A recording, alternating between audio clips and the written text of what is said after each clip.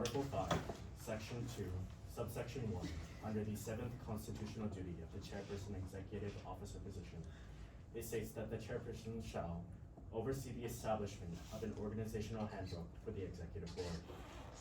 In previous years, the knowledge and practices of each outgoing executive board has been passed down through word of mouth and individual officer transitions. With the new organizational handbook, it aims to provide standard guidelines for conducting organizational events and executive board meetings. How will you work with this new handbook to provide the best guidance for your executive board? And how will you ensure the information present in the handbook stays relevant year to year? No worries.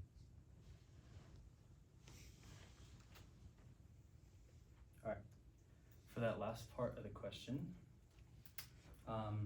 in the organizational handbook, it states that it is to be reviewed every July 1st and January 1st. It also must be voted on by all executive board officers, and if it is not approved, no events will occur. So, to ensure that this handbook is something that will remain in AB Samahan and something that will survive, I plan to have something similar to our constitutional review. Not like 2 4-hour sessions, obviously, since this will be reviewed twice by every executive board. But I see this, sorry, could you repeat that question? Just the last part. Yeah. How will you work with this new handbook to provide the best guidance for your executive board?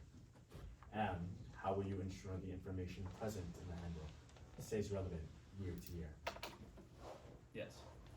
So, ensuring that this handbook stays relevant year to year is by revising it through our experience. We already have 54 years of experience behind us and new experiences to explore. This handbook I will ensure that this handbook has the best guidance for our executive board to come by having full transparency with all of our board members. This means having previous drafts of the handbook and having multiple versions of it. And something that I want to tell my incoming executive board is that while this handbook exists, it is not something that we are confined to. As we update it for the 55th executive board will be twice. We will learn through experience, and we are able to cultivate that to incoming or future executive boards. One thing that I may add to the handbook is that it currently states that only executive board officers are to propose stuff to the handbook. This is something that I've been thinking about through reading it, and something that I considered was having open forums for the general body, for anybody that feels as though they want to pursue a position and they are able to bring their thoughts to us. This will be looked at by whoever is in that position of, whoever is the executive officer, and if they decide to proceed with it, then we will as well.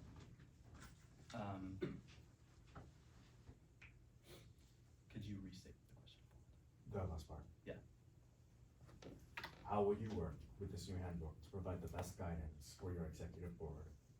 And how will you ensure the information present in the handbook stays relevant year to year? Yes. Lastly, with the handbook, while it is run through all of our executive board officers and will be looked at, I will be sure that the handbook aligns with our Katipunan clause. Through this, I'll look to officers like our cooperative educational chairs, our political chair, and our student advisors, as well as my top 5, to ensure that this handbook is something that will survive long after me. Are you ready to move on to the next question?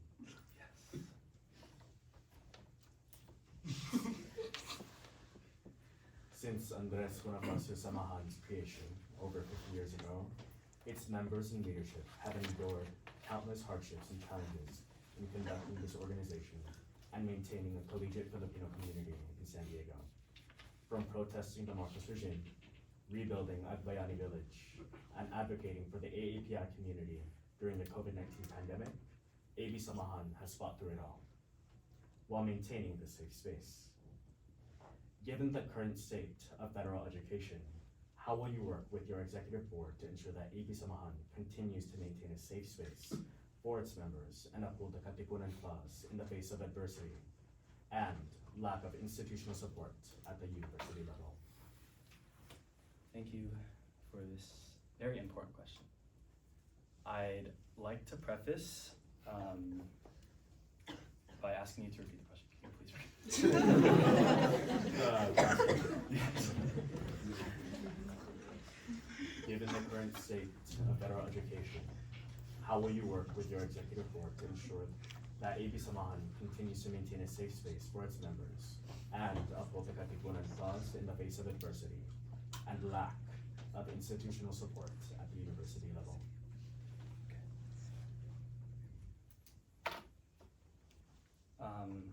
Okay, I'd like to begin by saying that what is happening at the national level and with the Trump administration is a topic that I completely and utterly disagree with. I disagree with their opinions, their policies, and their actions. I'd also like to bring up that Andres Bonifacio Samahan has been a beacon of light, a beacon of hope, not light, sorry, a beacon of hope for students, and has been the voice for those that have not been able to speak. We've been doing this for 54 years, and in my prospective term, we will continue to do so. I will use these systemic rollbacks as not a reason to retreat, but rather a reason to fight for what we believe is right. After all, this organization was built and structured on revolution. And revolution does not stop when policy changes. So, while we are a student-led while we are just an RSO at San Diego State University, there's only so much we can do. But, like I said previously, I plan to utilize our positions such as co-eds, our political chair, and our new student affairs and campus diversity liaisons to keep our general body and our executive board informed. Whether this is stuff like political involvements, political advocacy, community involvements, and mental health initiatives. I plan to keep Samahan a safe space where all people are welcome, and I want to give the opportunities for our general body to serve our community. For the next incoming executive board, I plan to centralize and familiarize them with the Katipunan Clause from the beginning. As for me, when I was a first year, at the end of my first year heading into my year as funding, I'm gonna be completely honest, did not fully understand the Katipunan Clause. And while that isn't the case anymore, I want to continue to educate our executive board on what that clause is and why we have it. It is not something that is just a paragraph of words, but it's something that we will live through.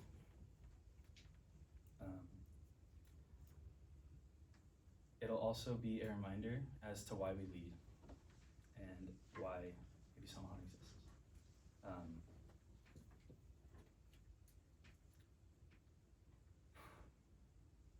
exists.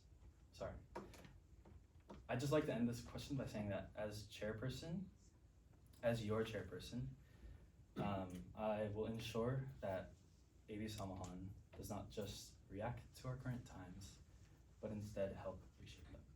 So while we are in the face of adversity, we will continue to provide that voice for students. Thank you. Are you ready to move on to the next question? Yep. With the 2025 Constitution Review, a plethora of changes were implemented into the structure and makeup of the Executive Board officers.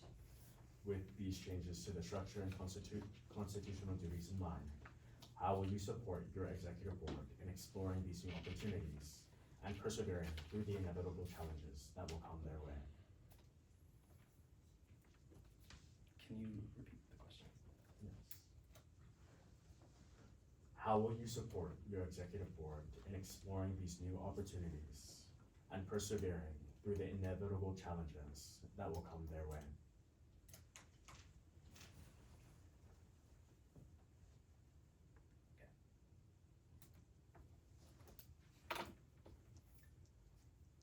If or when these challenges come their way, I personally plan to be there. I was in their position once as well. Sure, maybe not the same constitutional duties, but I also felt feelings of like imposter syndrome and feelings of like feeling that like I am not worthy of my position. I'll encourage, obviously, them to seek help from their peers and also seek help from me. Like I said in my speech, I'm kidding. Like I said in my speech, being in an executive board position is often characterized as having a second job. So while they may be going through challenges, and while this may be a complete revision of what we have known for certain positions, I will always be there for them. And I know that not just me, but the rest of my prospective top 5 will be there.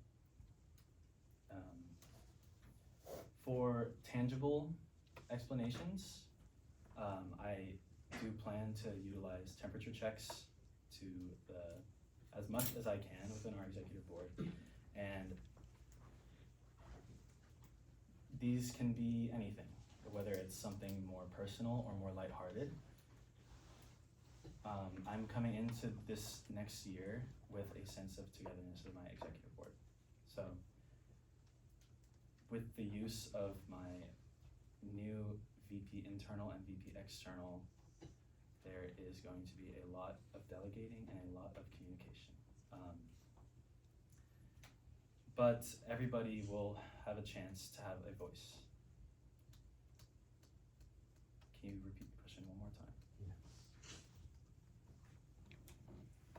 How will you support your executive board in exploring these new opportunities and persevering through the inevitable challenges that will come their way? Yeah, so these new challenges obviously do require, I'm gonna rewind. Basically, like I said in my speech as well, I plan to, from the beginning, to implement goal-setting sessions for our executive board. Whether that's at our future summer retreat or whether that's at our executive board meetings, that is something that I have in mind. Not only that, but also things to build their confidence. This may be a first leadership experience for members on our board, and I want to familiarize them with things like professional development, like public speaking workshops, and encouraging them to lead with a purpose, to find what they love in their position and personify it. Sorry, Sid. But essentially with this executive board, while we are enduring new changes and exploring new possibilities, I want them to take ownership of their position and take ownership of what they're passionate about. I don't want to be a chairperson that'll hold our executive board back, but rather see what we can do. That's all I got. Are you ready for the next question? Turn around, boy.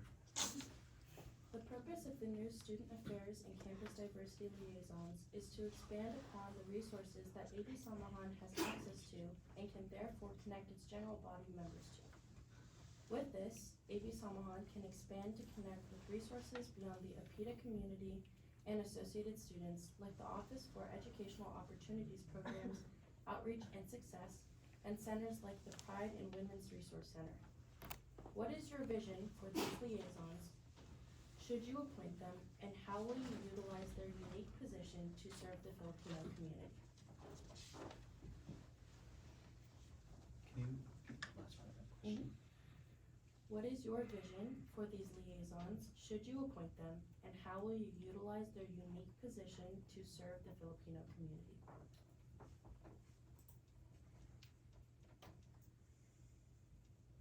Thank you, Amy. I'd like to begin with saying that I do plan on utilizing these liaisons to their fullest extent. While they are appointed positions, they are still, they very much have a very important and detrimental role to our executive board. This can be things like attending the, I'm so sorry, I'm blanking.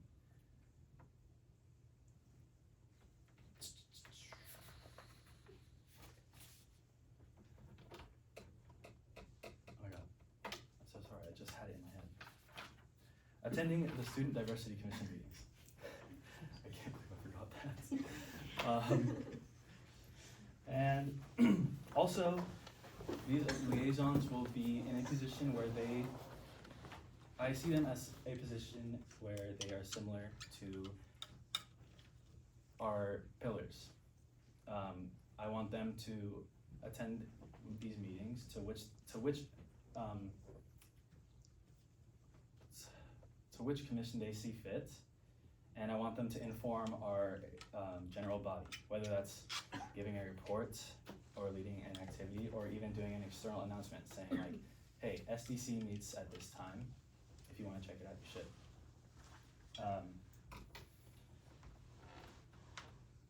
Can you repeat the last part? What is your vision for these liaisons? Should you appoint them, and how will you utilize their unique position to serve the Filipino community? To serve the Filipino community, I think, is to just keep us informed. A lot of people, like me for a long time, only had AB Samahan as an organization. And these liaisons, all liaison positions, are meant to give us another perspective, and meant to give us, are meant to inform us with new possibilities that general body members may want to explore. So with the Student Affairs and Campus Diversity Liaisons, I want them to have their freedom as to which, I don't know what it's called,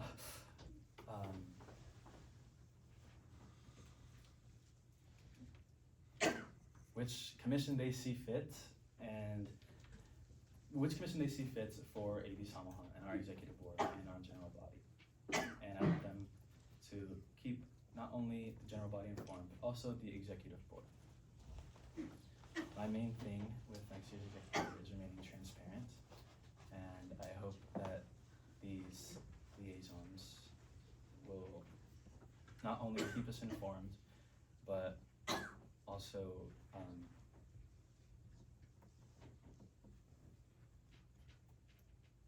take initiative. That's all I got. You ready for the next question? And final question. With the expansion expansion of executive board following constitutional review. There will now be 24 executive officers if the chairperson follows the written appointed positions. With that, there will be 24 individuals with different goals, mindsets, values, and leadership experiences. How will you unify your executive board under your vision while reinforcing their own goals? Furthermore, how will you foster each of your officers' journeys as leaders and ensure that everyone is on the same page? Okay.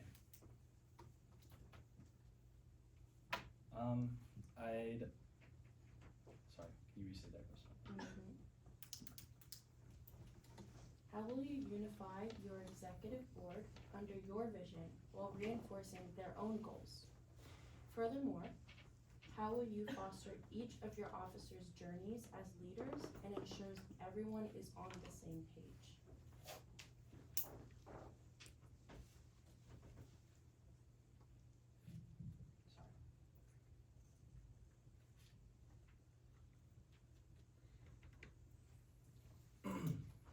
Okay.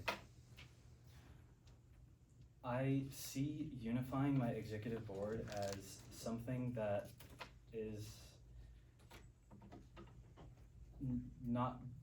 something that I feel like will not be too difficult. After all, we all come in with a shared goal and a passion for what we do. As far as reinforcing their own goals, this just also comes in with my idea of having weekly check-ins to see that we move along and to see if we need to adjust anything as needed.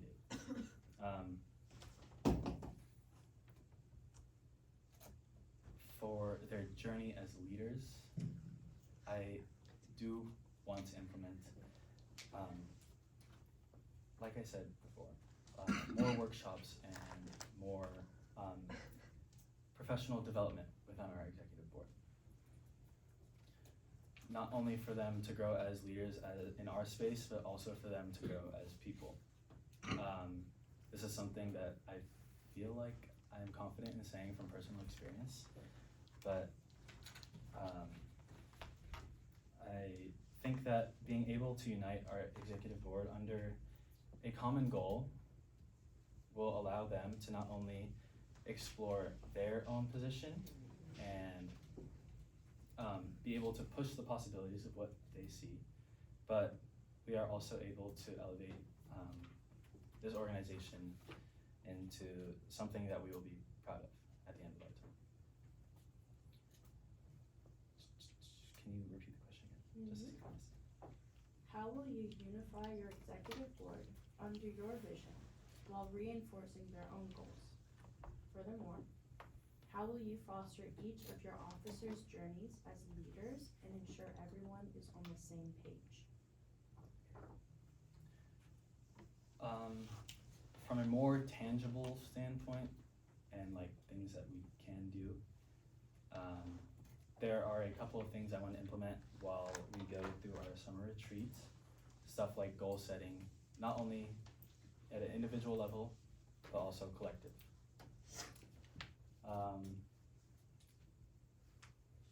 My main goal is, while we are dealing with the biggest executive board, I do want to unify them. Even if it's like some little goal that we will try to achieve week by week, or a huge end of year, cream of the crop type of thing. But I feel like this incoming executive board is filled with tons of passion and people that are willing to adapt and people that are willing to grow.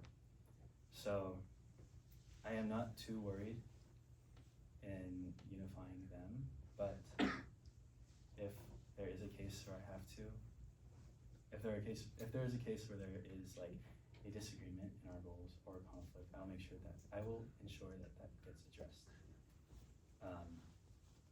But overall, I am very excited to see what we can do, and I will ensure that everybody has